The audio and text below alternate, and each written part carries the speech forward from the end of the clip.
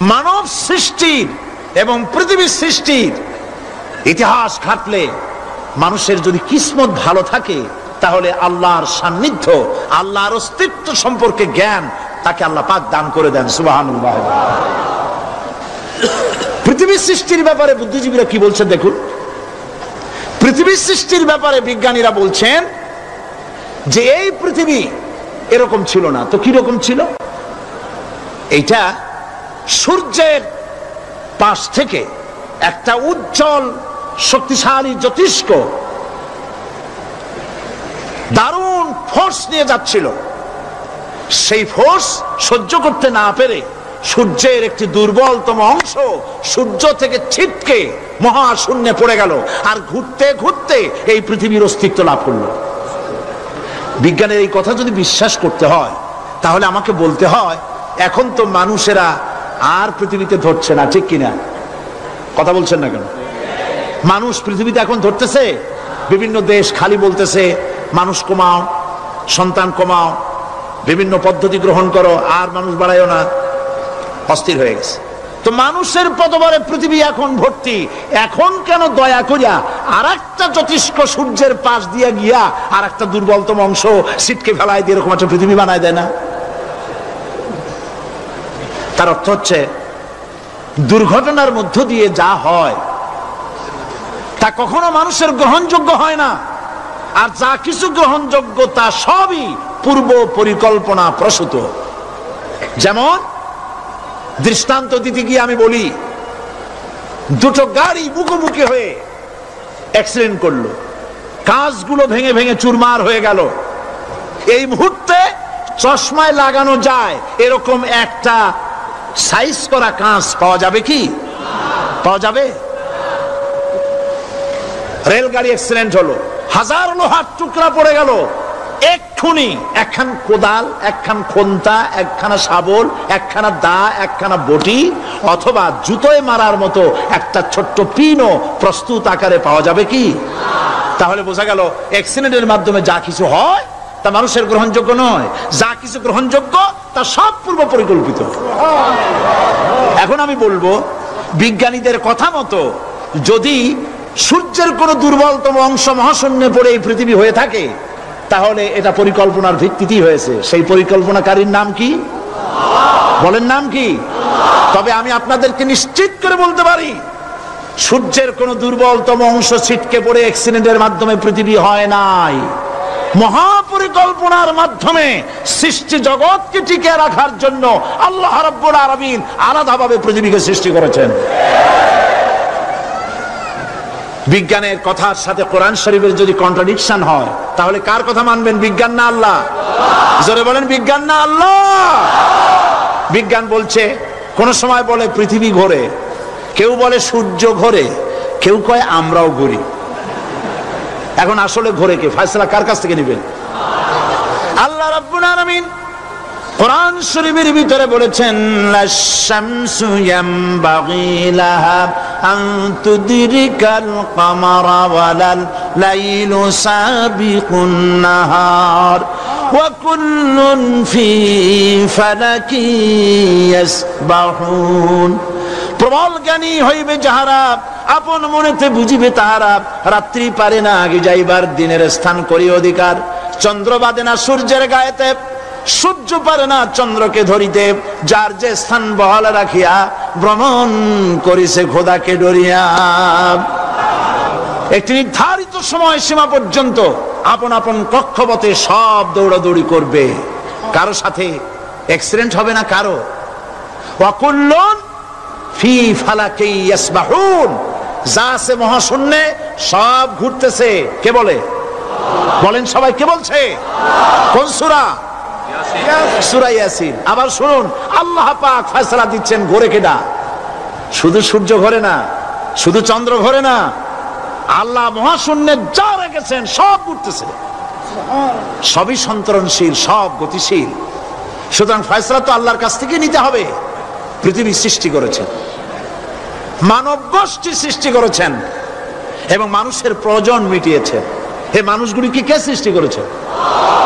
মানুষ সৃষ্টির ব্যাপারেও দার্শনিকরা মানুষদেরকে বিভ্রান্ত করে যা কলেজে বিশ্ববিদ্যালয়ে পড়ানো হয়, এই কোরআন শরীফ বিশ্ববিদ্যালয়ে পড়ানো হয়? হ্যাঁ হয়। কয়েকটা আয়াত, কয়েকটা সূরা পরীক্ষা পাস করার জন্য একটু একটু অপশনাল রেখে দেওয়া হয়েছে। বর্তমান যে শিক্ষা কমিশন, শামসুল হক শিক্ষা কমিশন রিপোর্ট মন্ত্রী পরিষদে অনুমোদন করেছে বর্তমান সরকার। এই শিক্ষানীতিতে বলা হয়েছে ক্লাস 1 থেকে নিয়ে ক্লাস 5 পর্যন্ত ধর্মীয় শিক্ষা দিতে দেওয়া হবে না।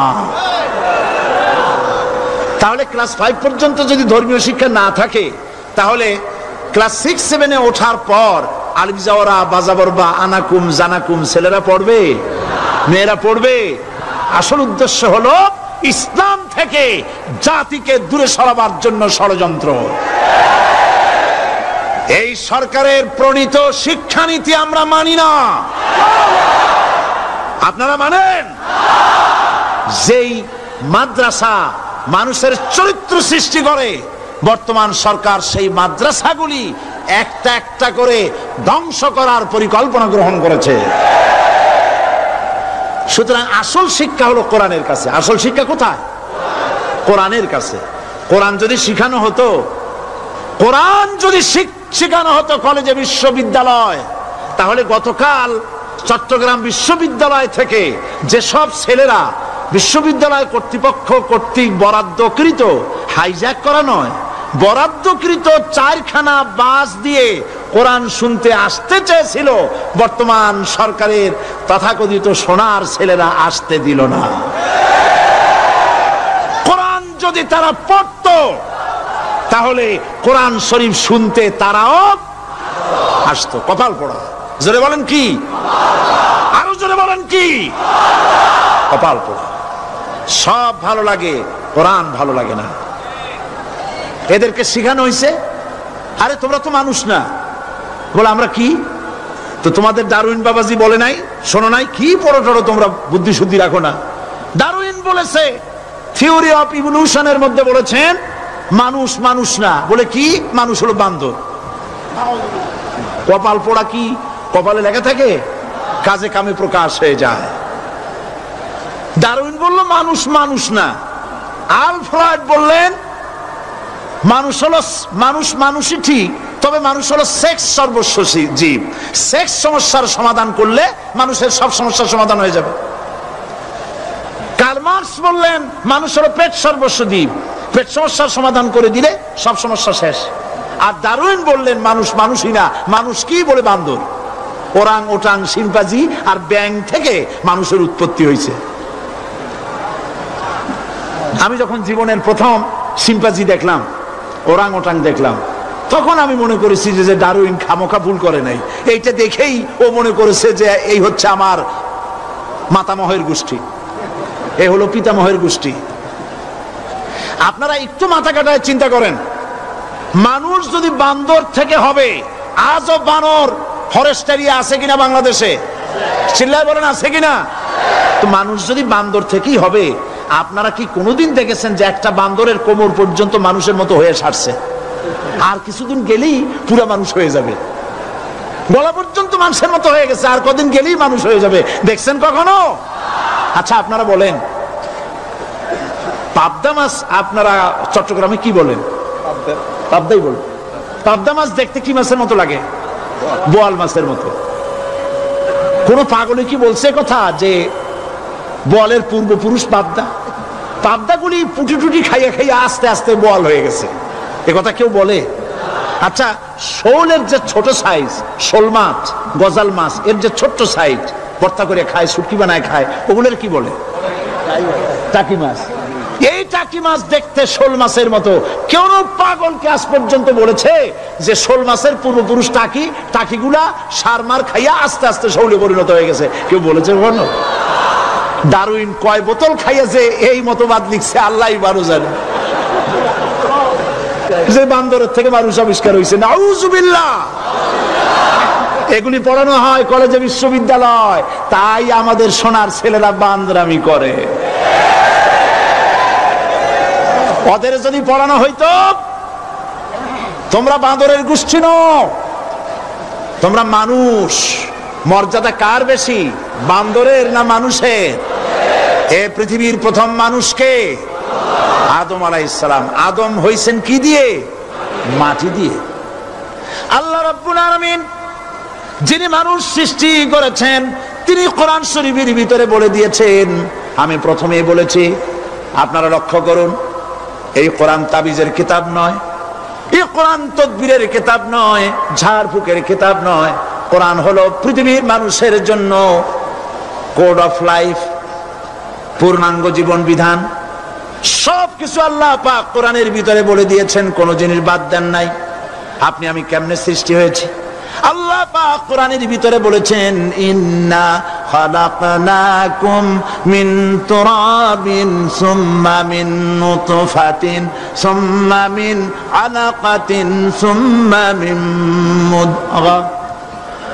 নিষ্প্রাণ মাটি দিয়ে তোমাকে উৎপন্ন করা হয়েছে, নিষ্প্রাণ মাটির উপাদান দিয়ে তোমাকে তৈরি করা হলো। মায়ের পেটের ভিতরে এক ফোঁটা নাপাক পানি জমাট রক্তে পরিণত হয়ে গেল, জমাট রক্ত আস্তে করে গোস্ত পিণ্ড হলো, গোস্ত পিণ্ডকে সুন্দর করে সাজায়া হাড্ডি গুড্ডি বানায়া স্ট্রাকচার তৈরি করে তার উপরে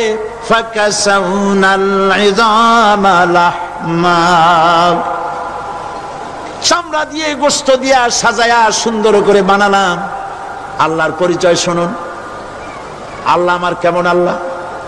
মায়ের পেটের ভিতরে সন্তান বানায়া এরপরে যখন রূহ দেওয়া হয়েছে, ক্ষুধা লেগেছে, খাবারের প্রয়োজন হয়েছে, আল্লাহ রাব্বুল আলামিন ওই কচি বান্দা মায়ের পেটে বসে কি খাবে সেজন্য তার মা চিন্তা করে নাই, বাবা চিন্তা করে নাই, সরকার চিন্তা করে নাই। আল্লাহ রাব্বুল আলামিন মায়ের মাসিক অসুখকে বন্ধ করে দিয়ে সন্তানের নাভির সাথে আর মায়ের নাভির সাথে তার লাগায়া, পাইপ লাগায়া মায়ের মাসিক অসুখের রক্তগুলি দিয়ে সন্তানকে বড় বানালেন। মুখ দিয়া এই রক্ত পান করালেন না, মুখটাকে পবিত্র রেখে দিলেন যাতে করে পৃথিবীতে আসার পর ওই মুখ দিয়া আল্লাহ রাব্বুল আলামিনের জিকির করতে পারো। সন্তান মায়ের ভিতরে পেটের ভিতরে বড় হলো, আল্লাহ রাব্বুল আলামিন বলেন মাস দিন যখন পুরা হয়ে গেল, সুম্মা নুখরিজুকুম তিফলা, বাচ্চার আকারে পৃথিবীতে নিয়ে আসলাম। এখন খাবা কি? পৃথিবীতে যখন বাচ্চা এলো তখন তার পেটের সাথে যে সংযোগ ছিল মায়ের নাভির সাথে আর সন্তানের নাভির সাথে, সেই সংযোগ তার আর কি থাকলো? কি করা হলো? কেটে দেওয়া হলো। লক্ষ্য করুন, খাবারের জন্য একটি মাত্র পাইপ আল্লাহ লাগাইছিলেন, পৃথিবীতে সন্তান আসার সঙ্গে সঙ্গে পাইপটা কেটে দেওয়া হলো। এবার কি খাবে? আল্লাহ রাব্বুল আলামিন মায়ের বুক থেকে সন্তানের জন্য এবার সিঙ্গেল সিগন্যাল, তার জন্য সিঙ্গেল কোন লাইন যেটা ছিল কেটে দিয়া মায়ের বুক থেকে সন্তানের জন্য ডাবল লাইন আল্লাহ চালু করে দিলেন। এমন দুধ বানায় দিলেন যা শুধু খাবার নয়, শুধু ফুড ভ্যালু নয়, এই দুধের ভিতরে ক্যালসিয়াম, এর মধ্যে ভিটামিন, এর মধ্যে আয়রন, এর মধ্যে মেডিসিন। দুনিয়ার এই সন্তান ছিল ফি কারারিম মাকিন, সুরক্ষিত জায়গার ভিতরে ছিল, কোনো পলিউশন সেখানে যেতে পারতো না, রোগের জার্ম সেখানে যেতে পারতো না। দুনিয়ায় এলো দূষিত আবহাওয়ার ভিতরে, এই সন্তানকে এখনই অ্যান্টিবায়োটিক খাওয়ালে পরে অসুবিধা হবে। আল্লাহ রাব্বুল আলামিন মায়ের দুধের ভিতরে ঔষধ দিয়া রোগের প্রতিষেধক বানায়া দিলেন। এ হলো আমার আল্লাহ। এ আমার কে? আল্লাহ। জোরে বলেন আল্লাহ। আল্লাহ আল্লাহ রাব্বুল আলামিন মায়ের দুধ দিয়ে সন্তানকে বড় করলেন আর শোনায় দিলেন, খবরদার এই মায়ের সাথে, এই বাপের সাথে নাফরমানি করবি না। মা বাপের জন্য আমার কাছে দোয়া করবে, রব্বির হামহুমা কামা রাব্বায়ানি সগীরা। সবাই পড়েন আমার সাথে, রব্বির হামহুমা কামা রাব্বায়ানি সগীরা। আল্লাহ পাক শিখাই দিলেন বান্দারে আমার কাছে দোয়া করায় আল্লাহ আমার মা বাপ আমাকে ছোটবেলায় যেভাবে স্নেহের কোলে লালন পালন করেছে এইভাবে আমার মা বাপকে তোমার রহমতের কোলে লালন পালন করো। মনে থাকবে ভাইরা? বলেন মনে থাকবে? প্রত্যেক নামাজের পরে মা বাবার জন্য দোয়া করবেন, বেঁচে থাকুক আর মরে যাক দোয়া করবেনই, মনে থাকবে? রব্বির হামহুমা কামা রব্বায়ানি সগীরা। আবার পড়েন রব্বির হামহুমা কামা রব্বায়ানি সগীরা। আল্লাহ পাক মায়ের মর্যাদা এত বাড়াইছেন, সাহাবী প্রশ্ন করেছে ইয়া রাসূলুল্লাহ খেদমত করব কার? হুজুর বলেন তোমার মায়ের, তারপরে কার? তোমার মায়ের, তারপরে কার? তোমার মায়ের, তারপরে কার? তোমার পিতার। বাপের চাইতে মায়ের মর্যাদা আল্লাহ 3 গুণ বাড়াইয়া দিলেন, 3 গুণ বৃদ্ধি করে দিলেন। হাদিস শরীফে এসেছে হযরত আবী হুরায়রা রাদিয়াল্লাহু তাআলা আনহু রাসূলের কাছে এসে রাতের বেলায় কাঁদতেছিলেন। হুজুর প্রশ্ন করলেন আবু হুরায়রা কাঁদো কেন? হযরত আবু হুরায়রা বলছেন হুজুর মা আমাকে মেরেছে। তিনি প্রশ্ন করলেন আচ্ছা মা তোমারে মারলো কেন? তুমি কি কোনো বেয়াদবি করছো? তিনি বললেন না, তবে মারলো কেন? হযরত আবু হুরায়রা বলেন ইয়া রাসূলুল্লাহ আপনার খেদমত থেকে বাড়ি ফিরতে আমার দেরি হয়ে গিয়েছিল। গভীর রাত্রে যখন বাড়ি গেছি মা আমাকে প্রশ্ন করলেন বাবা দেরি হলো কেন, কোথায় ছিলি? তাম পৃথিবীর মানুষ যেই কদম মোবারক চুমু দিতে পারলে ধন্য হয়ে যায় সেই আখিরি জামানার পয়গম্বর নবী মুহাম্মদ রাসূলুল্লাহ সাল্লাল্লাহু আলাইহি সাল্লামের দরবার থেকে আসতে আমার দেরি হয়ে গেছে। ইয়া রাসূলুল্লাহ আমার মা আপনার নাম শুনে তার গা জ্বলে উঠল, তিনি কাফের মুশরিকা। আপনার নাম শুনে অগ্নি শর্মা হয়ে আমাকে ধরে পিটানো আরম্ভ করলেন আর বললেন আবু হুরায়রা হয় মুহাম্মদ সাল্লাল্লাহু আলাইহি সাল্লামের বাড়ি ছাড়বি নইলে আমার বাড়ি ছাড়বি, কি করবি বল? মার খেতে খেতে আমি বললাম মা তোমার গায়ে যত শক্তি আছে আমারে মারো, তোমার বাড়ি শুদ্ধ তাম দুনিয়াটা ছেড়ে দিতে পারি, মুহাম্মদ রাসূলুল্লাহর কদম মোবারক ছেড়ে দিতে পারি না। হুজুর আমার মা গলা ধাক্কা মেরে আমাকে বের করে দিয়েছেন। হুজুর বলছেন আবু হুরায়রা মা তোমাকে মেরেছে আর আমার কাছে নালিশ করছো, আমি তোমার মায়ের কোনো বিচার করতে পারবো না।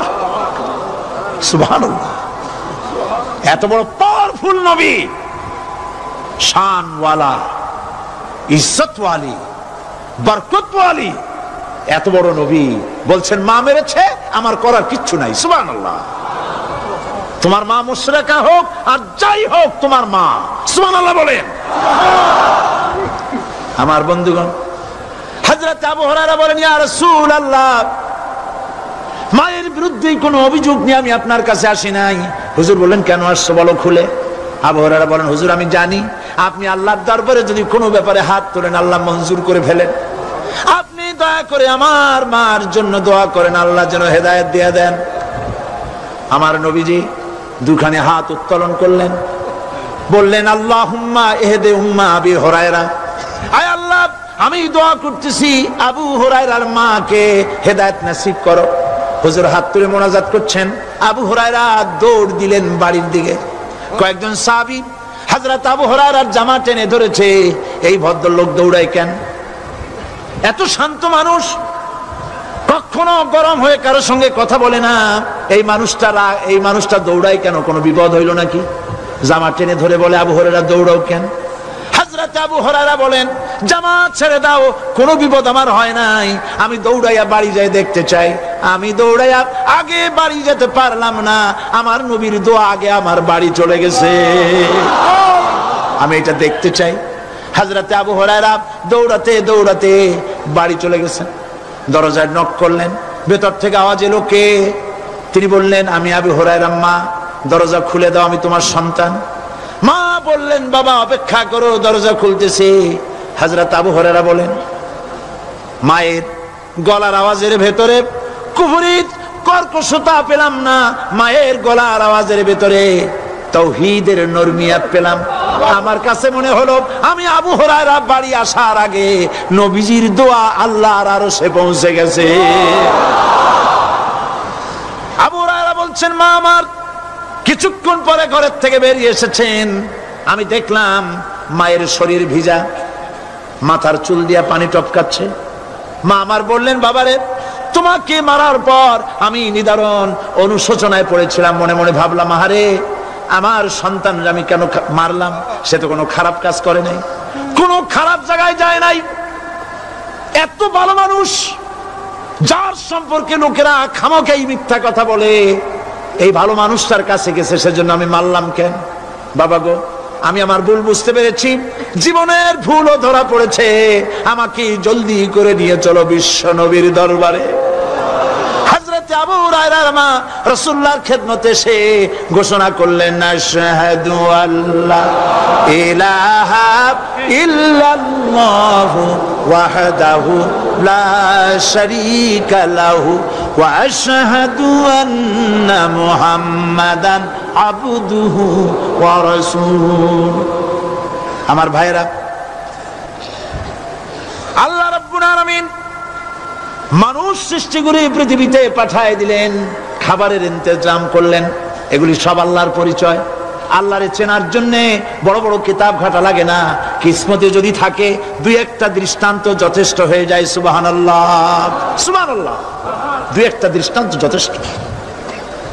আল্লাহ পাক সমস্ত সৃষ্টি জগৎকে তৈরি করলেন, সৃষ্টি করলেন, আর তাদের খাদ্যের ব্যবস্থা করলেন। কে করেছেন খাদ্যের ব্যবস্থা? খাদ্য দেন আল্লাহ। কিন্তু অহংকারী যারা, তারা বলে দেশের বাম্পার ফলনের জন্য সমস্ত কৃতিত্ব সরকারের। বলেন আস্তাগফিরুল্লাহ, বলেন নাউজুবিল্লাহ। এদের একজন বলছিল, 3 বছর কিছু দিবার পারুম না, লোকেরা কয় আমরা না খাইয়ে থাকুম, আল্লাহ কয় আমিও দেহুম, কদ্দুর পারো না খাইয়ে থাকতে। ফসল কে দেন? জোরে বলেন, কে দেন? বাম্পার ফসলের ফলনের দাবি সরকার করতে পারে না, এটা কুফরি, এটা শিরক। জমিনের ফসল কে দেন? আকাশের বৃষ্টি কার? পানি কার?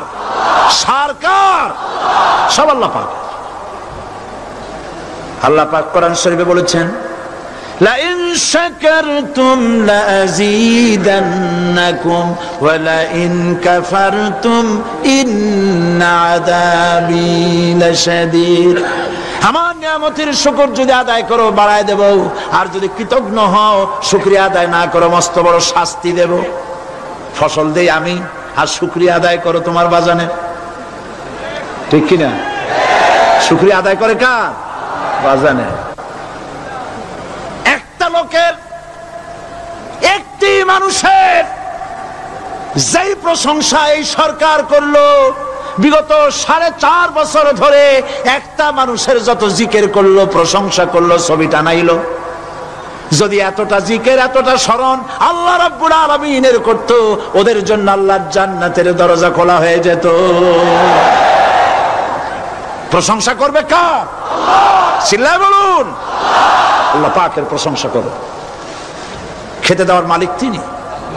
আল্লাহ পাক বলছেন, আল্লাহকে, তার পরিচয় আল্লাহ তুলে ধরেছেন, ওয়ামা মিন দাব্বাতিন ফিল আরদি ইল্লা আলাল্লাহি রিজকুহা। এই পৃথিবীর ভিতরে এমন কোন বিচরণশীল জীব নাই যার রিস্কের দায়িত্ব আমি আল্লাহ গ্রহণ করি নাই। সুবহানাল্লাহ বলবেন না? রিস্কের দায়িত্ব কার হাতে? আচ্ছা দেখুন তো, পৃথিবীর সমস্ত সরকারের কাছে বিভিন্ন মন্ত্রণালয় আছে না? খাদ্য মন্ত্রণালয় বলে কোন মন্ত্রণালয় আছে কিনা? আছে। খালি কয় খামু আর খামু। খাদ্য মন্ত্রণালয় আছে, থাকার পরেও মানুষ না খাইয়া মরে, ঠিক কিনা? এবার একটু তাকান তো, জ্ঞানের চক্ষু দিয়া তাকান, ফরেস্ট এরিয়া, বাঘ আছে কিনা? নাই। সিংহ আছে কিনা? গন্ডার আছে কিনা? হাতি আছে কিনা? বিশাল বিশাল প্রাণী আছে কিনা? জঙ্গলে ছোট্ট প্রাণী থেকে, পোকা থেকে শুরু করে গন্ডার পর্যন্ত, টুনটুনি পাখি দিয়ে শুরু করে ঈগল পাখি পর্যন্ত, নদীর ভিতরে ছোট্ট চুনো পুঁটি থেকে শুরু করে তিমি মাছ পর্যন্ত। প্রাণী তত্ত্ববিদরা বলেছেন সমুদ্রের ভিতরে এমন এমন বড় বড় তিমি আছে যে একটা তিমির ওজন 5000 টন পর্যন্ত হয়ে যায়। 5000 টন তিমিটার ওজন। এর যখন বাচ্চা হয় তখন বাচ্চার দৈনিক দুধ লাগে 50 থেকে 60 মণ পর্যন্ত। কে ব্যবস্থা করে? রুহান মান ফেরেশতা। তো ওর মা যেমন বাচ্চা তো সেরকম হবে, ঠিক কিনা? কে দেয় খাবার? এবার দেখেন তো আপনার দেশের এই জঙ্গলে কত হাতি আছে। হাতিরা মিছিল করে আসছে যে আল্লাহ আমাদের এখন আর খাইতে যেতে দিতে পারে না, বাংলাদেশের গভর্নমেন্ট কিছু দাও। আসছে না, খাইয়া ক্ষুধার জ্বালায় হাতি মরেছে, বাঘ মরেছে, সিংহ মরেছে। এর কোন দৃষ্টান্ত আছে? ক্ষুধার জ্বালায় আকাশের উড়ন্ত পাখিরা ছটফট করে মারা গেছে, দৃষ্টান্ত আছে? নদীর মাছেরা ক্ষুধার জ্বালায় ভেসে উঠেছে, না খাইয়া মরে গেছে, দৃষ্টান্ত আছে? মহান আল্লাহ রাব্বুল আলামিন কোরআন শরীফের ভিতরে বলেছেন অনেক প্রাণী এমন আছে যারা তাদের খাদ্যকে সঞ্চয় করে না, খাদ্যকে জমা করে না, আহরণ করে না। সকাল বেলায় একটা খাবার খেলো, দুপুরে কি খাবে তার জানা নাই। শকুন পৃথিবীর মাঝি থেকে 3 মাইল উপরে ওড়ে, তার চোখকে আল্লাহ পাক এত তীক্ষ্ণ বানিয়ে দিয়েছেন। এই চট্টগ্রামের কোথায় মরা গরু আছে 3 মাইল উপর দিয়ে দেখতে পায়? সুবহানাল্লাহ বলতে ইচ্ছে করে না। এই প্রাণীগুলি খাবারগুলি কোন গভর্নমেন্ট জোগাড় করে রাখে নাই। আল্লাহ পাক বলেন সবার খাবার আমি দেই। সকাল বেলায় সমস্ত প্রাণীগুলি, মহাশূন্যে পাখি, পানির ভিতরে মৎস্যরাজি, জঙ্গলের ভিতরে হিংস্র প্রাণী, পোকামাকড় থেকে শুরু করে সবগুলো খালি পেটে সব বেরিয়ে যায়, কারো কোনো খাবারের মজুদ নাই। সন্ধ্যা হতে না হতে সমস্ত প্রাণীগুলির পেট ভরাইয়া আমি আবার যার যার ঘরে বিরায় দেই। ওয়ামা মিন দাব্বাতিন ফিল আরদি ইল্লা আলাল্লাহি রিজকুহা।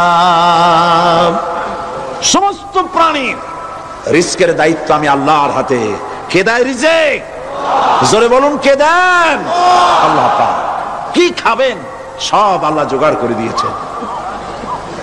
তরি তরকারি জোগাড় করেছেন, মাছ জোগাড় করেছেন, চাউল দিয়েছেন, খাবার দিয়েছেন, গোশত দিয়েছেন, সব দিয়ে দিয়েছেন। আল্লাহ রাব্বুল আলামিন সমস্ত জিনিস দিয়ে মানুষকে আল্লাহ পাক তার জন্য আল্লাহ সব করেছেন। খালাকালাকুম মা ফিল আরদি জামিআ। এই পৃথিবীতে যা তৈরি করেছে সব তোমার জন্য। এ হচ্ছে আমার আল্লাহ, এ হচ্ছে আমার কে? আল্লাহ। সে আল্লাহ পাক বলছেন, আল্লাহর পরিচয় তিনি স্রষ্টা, তিনি রিজেক দাতা। এবার আইনদাতা কে? আইনদাতা কে? আরো জোরে বলুন। আইনদাতা আল্লাহ হচ্ছে আল্লাহর পরিচয়। ইনিল হুকমু ইল্লা লিল্লাহ আলা লাহুল খালকু ওয়াল আমর। সৃষ্টি যার, আইন চলবে তার। আমার দেশে আল্লাহর আইন চলছে? আমাদের দেশের কল কারখানা, ক্ষেত খামার, অফিস আদালত আল্লাহর আইন অনুযায়ী চলে? চলে না। বরং আল্লাহর আইনকে মুছে ফেলার জন্য, নিজেদের আইন সৃষ্টি করার জন্য প্রচেষ্টা চালানো হচ্ছে। আল্লাহর আইন মানুষের জন্য সব থেকে বেশি উপযোগী, কারণ সৃষ্টি করেছেন কে? বলেন, কে করেছেন? আল্লাহ। প্রত্যেকটি মেশিন আপনি যা কিনবেন, রেডিও হোক, টিভি হোক, যে কোনো যন্ত্র হোক, গাড়ি হোক, তার সাথে একটা লিটারেচার, একটা বই তার সঙ্গে দিয়ে দেওয়া হয়। ওই বইয়ের মধ্যে লেখা থাকে এটা কিভাবে চালানো হবে, অপারেট করা হবে, তার সিস্টেম লেখা থাকে। আপনার ইচ্ছা মতো চালাইলে হবে না। এই মানব গোষ্ঠীকে সৃষ্টি করেছেন। এখন আপনি যদি আপনার আইন মতো চালান, তা কি চলবে? চলবে না। আপনি আপনার আইন মতো চালাচ্ছেন, ভালোভাবে চলতেছে? চলতেছে না। স্বরাষ্ট্রমন্ত্রী বলতেছেন সন্ত্রাসীদেরকে মাটির তলা থেকে খুঁজে বের করা হবে, কিন্তু নাকের উপর দিয়া ব্রিফকেস চুরি হয়ে যায়, উনি তা ধরতে পারেন না। এই হলো আইন। অনাবরত খুন হচ্ছে, অনাবরত সন্ত্রাসী তৎপরতা চলছে, আর ওনারা বলছেন আগের থেকে এগুলি চলে আসছে, একজনের খুনের বিচার না হইলে এরকম খুন তো হইতেই থাকবে। তাহলে খুনকে, হত্যাকে, সন্ত্রাসকে সরকার জাস্টিফাইড করছেন। নাউযুবিল্লাহি মিন যালিক। এই জন্য আইন হতে হবে আল্লাহর। আইন হতে হবে কার? চিল্লায় বলেন, আল্লাহ পাকের আইন হতে হবে। আমি একদিন পার্লামেন্টে বলেছিলাম, আমার দেশের নেতা নেত্রীরা বারবার হজ করতে যান, উমরা করতে যান, সেখান থেকে আসার সময় কি আনেন? আতর, পাথর, সুরমা আর খুরমা, এই কিছু নিয়ে আসলেন। কিন্তু আমি বলেছি আপনারা কি কিছু চোখে দেখেন না? পার্লামেন্টে এইভাবে বক্তৃতা করেছে, কিছু চোখে দেখেন না? আমি প্রশ্ন করে আমি আবার জবাব দিচ্ছি, আপনারা যারা হজ করতে যান, উমরা করতে যান, হজের কথাই ধরি, এই হজ করতে যখন যান তখন মুজদালিফায় একটা রাত কাটাইতে হয়। সেটা কোন দিন? ইয়ৌমে আরাফার পরের দিন। এই মাঠে দালান কোঠা আছে, এখানে বেড়া আছে, শামিয়ানা আছে, পর্দা আছে, তাবু আছে, কিচ্ছু নাই। লক্ষ লক্ষ নারী আর পুরুষ পাশাপাশি শুয়ে থাকে, তাও সুবহানাল্লাহ কইতে ইচ্ছা করে না। সারা রাত জনে জনে পুলিশ পাহারাদার নাই। কিরকম মেয়ে লোক, চাঁদের সৌন্দর্য হার মানায় দিতে পারে এরকম সুন্দরী, এরকম সুন্দরী নারী, সুদর্শন পুরুষ পাশাপাশি রাস্তার ধারে মরুভূমির ভিতরে সারা রাত কাটাচ্ছে। ইয়ৌমে আরাফার পরের রাতটা একটা রাত পুরা। এভাবে চলতেছে বছরের পর বছর, শতাব্দীর পর শতাব্দী, সহস্রাব্দীর পরে সহস্রাব্দী। আমি প্রশ্ন করি, পৃথিবীর ইতিহাসে কেউ কি এমন কথা বলতে পেরেছে, লিখতে পেরেছে যে মুজদালিফার রাতে সেখান থেকে 10টা নারী হাইজ্যাক হয়েছে, 5টা নারী লাঞ্ছিত হয়েছে? বলতে পারবে? গভীর রাত্রে পুরুষ সঙ্গী ছাড়া সুন্দরী রমণী, যুবতী রমণী একাকিনী নিজের ঘর ছেড়ে আল্লাহর ঘরে তাওয়াফ করতে আসে। তাওয়াফ সেরে তাহাজ্জুদের নামাজ পড়ে আল্লাহর কাছে মোনাজাত করে একা একা হাজার হাজার লাখো পুরুষের ভিতর থেকে আপন ঘরে ফিরে যায়। কারো বাবার হিম্মত নাই একবার তাকায় সে তো রূপ উপভোগ করার জন্য আবার তাকায়, অথবা তার আঁচল ধরে টান মারে। আছে ইতিহাস? কথা কন না কেন? সুন্দরী একটা মাইয়া মক্কা থেকে মদিনা থেকে পাওয়া যায় না, 15 দিন হয়ে গেছে। হয়েছে কখনো? এবার জবাব দেন, কেন হয় না? কেন হয় না? আমার দেশের মেয়েরা রাস্তা দিয়ে হাঁটতে পারে না। হাই স্কুল মেয়েদের, হাই স্কুল মেয়েদের কলেজ যখন ছুটি হয়, তথাকথিত সোনার ছেলেরা গেটের সামনে এতিমের মতো কালায় থাকে। অনবরত হাইজ্যাক হচ্ছে, ধর্ষণের সেঞ্চুরি হচ্ছে। আর ওখানে হয় না কেন? ওখানে হয় না এই কারণে, এই কোরআনের আইন আল্লাহ রাব্বুল আলামিন যে আইন দিয়েছেন, ওখানে আইন বলবৎ আছে। আছে নাকি? আছে কিনা? কোন পুরুষ কোন নারীকে ধর্ষণ করেছে যদি প্রমাণিত হয়, সে যদি ফাহাদের ছেলে হয় আর ফাহাদের মেয়েও হয়, কোরআনের শাস্তি হলো পাথর মেরে উড়াইয়া দাও। তাকে জানিয়ে দেওয়া হবে রেডিও টিভির মাধ্যমে, জিনাকারের ব্যভিচারীর শাস্তি হবে। চতুর্দিকে হাজারো লোকেরা দাঁড়াবে, হাতে পাথর নিয়ে পাথর মেরে তাকে তার গোশত হাড্ডি বাতাসের সাথে উড়ায় দেবে।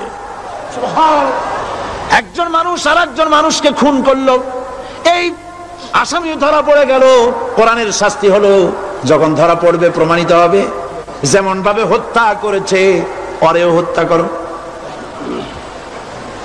এই দৃশ্য, এই আইন যদি বাংলাদেশে যদি এই আইন চালু হয়ে যেত, খুনের আসামি ধরা পড়েছে, ধরা পড়েছে জেনার আসামি, প্রকাশ্য ময়দানে এলো, সাক্ষী প্রমাণে কোর্টে প্রমাণিত হলো সত্যি সে খুনি।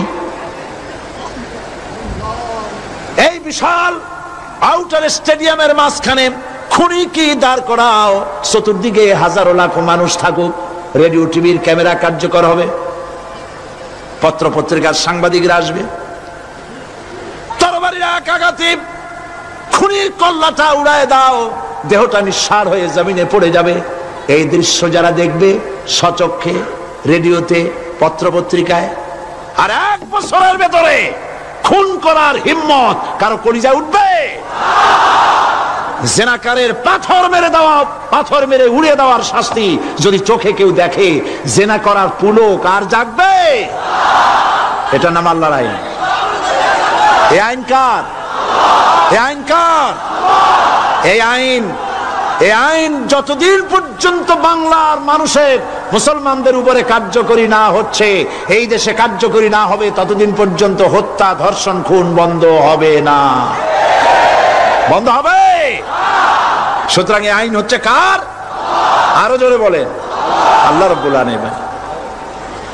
মহান আল্লাহ রাব্বুল আলামিনের এই আইন অনুযায়ী যদি দেশ চলে, মানুষ শান্তি পাবে, চুরি বন্ধ হবে, ডাকাতি বন্ধ হবে, জেনা বন্ধ হবে, হত্যা ধর্ষণ বন্ধ হয়ে যাবে। নবীজি এমন একটি আইন চালু করে দিয়ে, কোরআনের বিধান চালু করে দিয়ে এমন একটা সমাজ চালু করেছিলেন, যেই সমাজ সম্পর্কে হুজুর নিজে বলেছেন, খায়রুল কুরুনে কারনি, সর্বশ্রেষ্ঠ যুগ হলো কার যুগ? আমার যুগ। সুবহানাল্লাহ বলেন। রাসূলের যুগ হলো সর্বশ্রেষ্ঠ যুগ।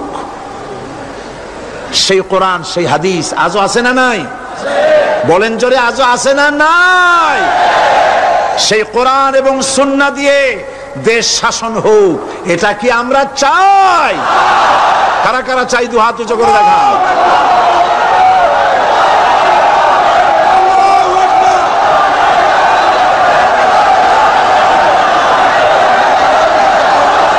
আরে ভাই, আপনারা দাঁড়ায় গেলেন কেন?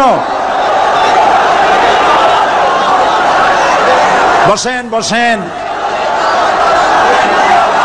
আমি তো একটা স্লোগান দিতে বললাম, হাত দেখতে চাইছি আমি, মাথা দেখতে চাই নাই। এই সুযোগে কোমরটা সোজা করে নিলেন। আচ্ছা বসেন, আর মহব্বতের সাথে জিকির করেন, লা ইলাহা ইল্লাল্লাহ,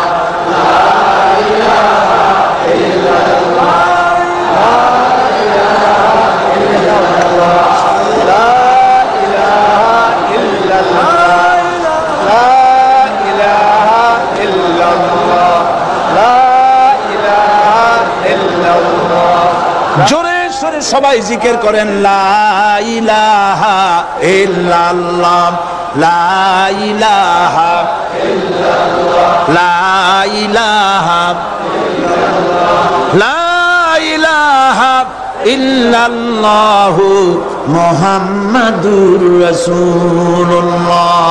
বসুন, আমরা মুনাজাত করব। আল্লাহ রাব্বুল আলামিন আয়াতুল কুরসির ভিতরে আল্লাহর সার্বভৌমত্বের কথা বলেছেন, আল্লাহু লা ইলাহা ইল্লা হুয়াল হাইয়ুল কাইয়্যুম। পড়েন আমার সাথে সবাই, আল্লাহু লা ইলাহা ইল্লা হুয়াল হাইয়ুল কাইয়্যুম। আল্লাহ হচ্ছেন যিনি ছাড়া কোনো ইলাহ নাই, তিনি শাশ্বত চিরঞ্জীব। সুবহানাল্লাহ বিহামদি। আগামীকাল এর বাকি অংশ আমি আপনাদের সামনে আলোচনা করব ইনশাআল্লাহ। জোরে বলেন ইনশাআল্লাহ। দাঁড়ানো ভাইরা বসেন। আপনাদের পাশে যারা দাঁড়িয়েছেন অনুরোধ করে বসায় দেন। বলেন যে আর 5টা মিনিট বসেন, আল্লাহর রাস্তায় হাইটেন না। হ্যাঁ বলেন, বলেন আপনারা যে আল্লাহর রাস্তায় হাইটেন না, বসেন, সবাই বসেন। এত বড় মাহফিলের মুনাজাত, সুবহানাল্লাহ বলেন। চট্টগ্রামের ইতিহাসের শ্রেষ্ঠ মাহফিল, চিল্লায় বলেন সুবহানাল্লাহ। গোটা বিশ্বের কোরআনের শ্রেষ্ঠ মাহফিল। বলেন সুবহানাল্লাহ, যারা বলেন আলহামদুলিল্লাহ। আগামীকাল এ মাহফিলের আখেরি মোনাজাত হবে ইনশাআল্লাহ। বলেন ইনশাআল্লাহ।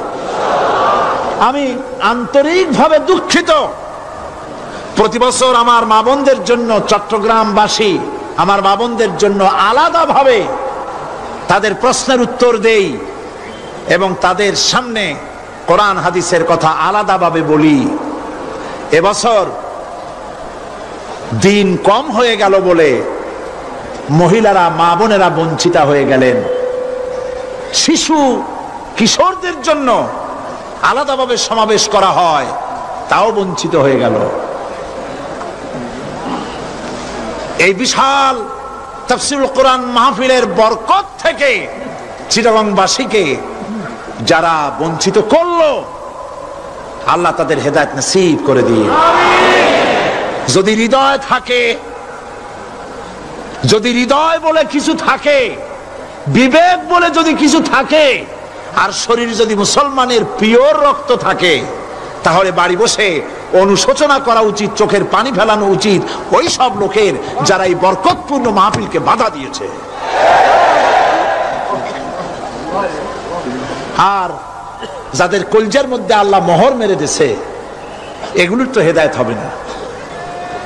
যাদেরকে আল্লাহ পাক তৈরি করেছেন জাহান্নামের জন্য, ওদের কাছে মাহফিল অসহ্য, সহ্যই হবে না। নাউজুবিল্লাহ বলেন। চট্টগ্রামবাসীর জন্য তাফসীরুল কোরআন মাহফিল নিয়ামত। এই নিয়ামত কিয়ামত পর্যন্ত আল্লাহ টিকায় রাখুন, বলি আমিন। আগামীকালের আখেরি মোনাজাতে সমস্ত মুসলমান চতুর্দিক থেকে আল্লাহ পাকের নারা লাগাতে লাগাতে আসবেন। আল্লাহু আকবার, নারায়ে তাকবীর। গোটা চট্টগ্রাম, গোটা চিটাগং শহর আগামীকাল কোরআনের মিছিলের শহর হবে ইনশাআল্লাহ।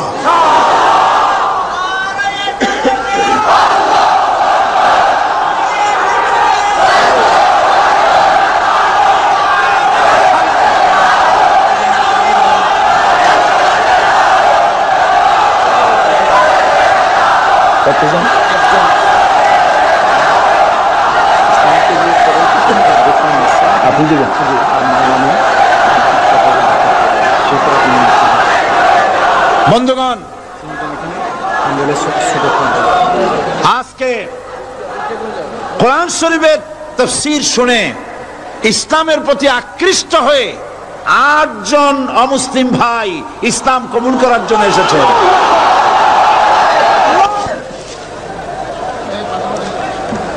লা ইলাহা ইল্লাল্লাহু মুহাম্মাদুর রাসূলুল্লাহ। আল্লাহ ছাড়া কোনো ইলাহা নাই, মাবুদ নাই। মুহাম্মদ সাল্লাল্লাহু আলাইহি ওয়াসাল্লাম আল্লাহর প্রেরিত রাসূল। আশহাদু আল্লা ইলাহা ইল্লাল্লাহু ওয়াহদাহু লা শারীকা লাহু ওয়া আশহাদু আন্না মুহাম্মাদান আবদুহু ওয়া রাসূলুহু। আমি সাক্ষ্য দিচ্ছি আল্লাহ ছাড়া কোনো ইলাহা নাই, মাবুদ নাই, উপাস্য নাই। তিনি এক, তিনি একক, তার কোনো অংশীদার নাই। আমি আরো সাক্ষ্য দিচ্ছি মুহাম্মদ সাল্লাল্লাহু আলাইহি ওয়াসাল্লাম আল্লাহর বান্দা এবং তার প্রেরিত রাসূল। সকলকে বলো আসসালামু আলাইকুম।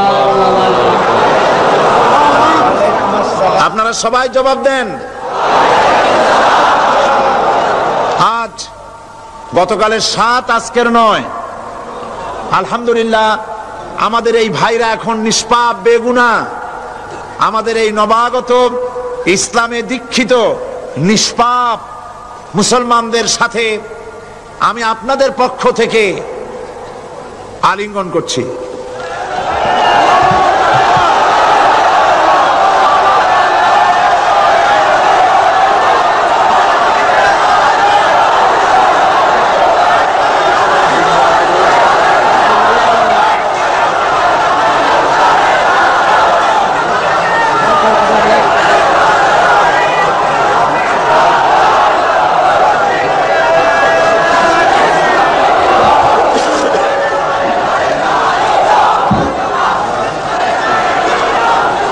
প্রিয় ভাই সব,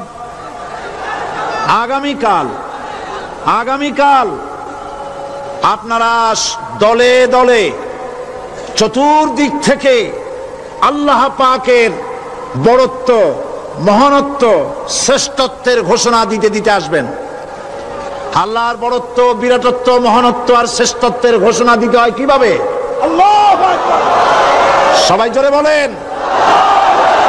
আরো চিল্লায় বলেন।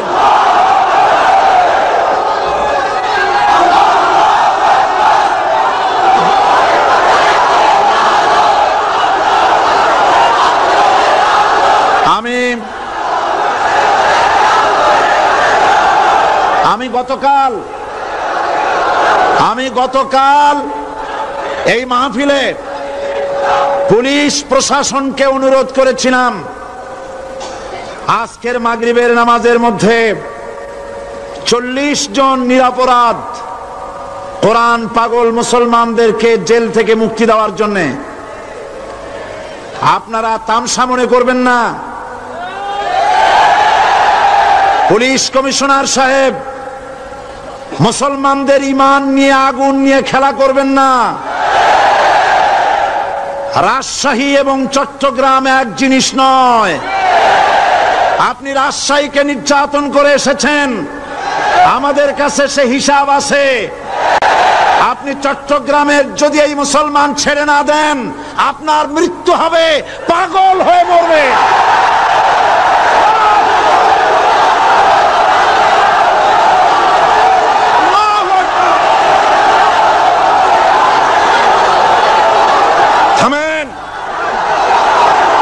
থামেন।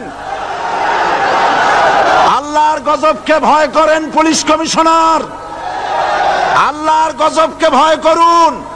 এই লক্ষ লক্ষ জনতা আপনার গজবের মৃত্যু কামনা করে।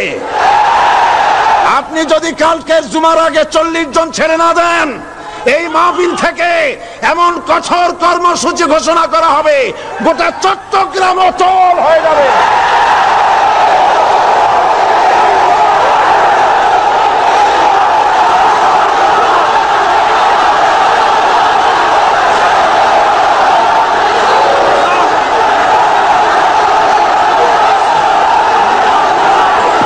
বসুন, বসুন।